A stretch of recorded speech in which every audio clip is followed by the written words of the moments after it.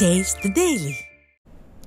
சிறுமிகள் குழந்தைகளுக்கு பாலியல் தொல்லை அளிப்பவர்களை பாதுகாக்காமல் வெளிநாடுகளைப் போல கடுமையான தண்டனை வழங்க வேண்டும் என தேனி மாவட்ட பெண்கள் ஆதங்கத்துடன் வலியுறுத்தியுள்ளனர். நீதிமன்றத்தில் அதிகமான வழக்குகள் அப்படின்னு எடுத்துக்கிட்டோம்னா போக்சோ தான் வருது. இதுக்குண்டான விழிப்புணர்வு கண்டிப்பாக கொடுக்கணும். அது ஏன் வருது அப்படின்னா இந்த மது, போதை, கஞ்சா அதிகமாக பயன்படுத்தப்படுறதுனால தான்.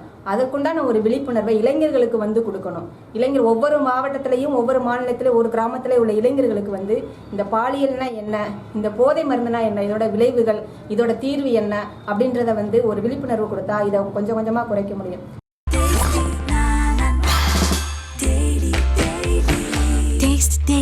Taste the Daily.